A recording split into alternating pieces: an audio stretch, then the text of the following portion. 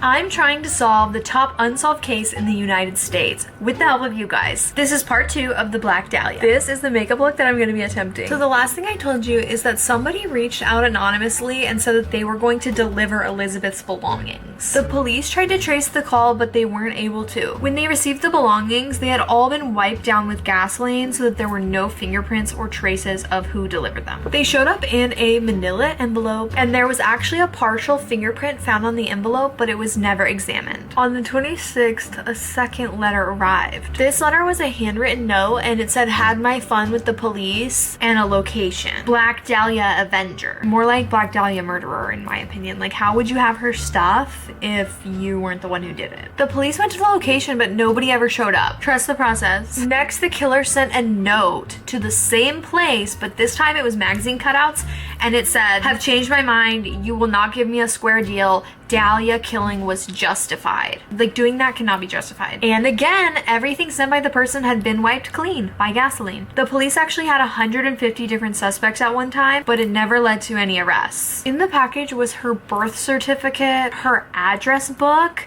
and the address book is the one that was like a big flag, because when police looked into it, it had so many different names of men in it, and on the front cover was a specific man's name, Mark Hansen. But if you were the killer and you had this address book, would you leave your name in it? No. Which is probably why a few of the pages were actually ripped out of the address book. Police knew this, but they looked into everyone in the address book just in case. And specifically, they looked into Mark Hansen, because why was he on the front cover? The LAPD told the Los Angeles Examiner that Mark Hansen was not a suspect. There was no case against him at all. But it is interesting to note that Harry Hansen worked on the Black Dahlia case from day one. I don't know if they're related, but they did have the same last name and lived in the same area. If they are related, that's kind of suspicious, don't you think?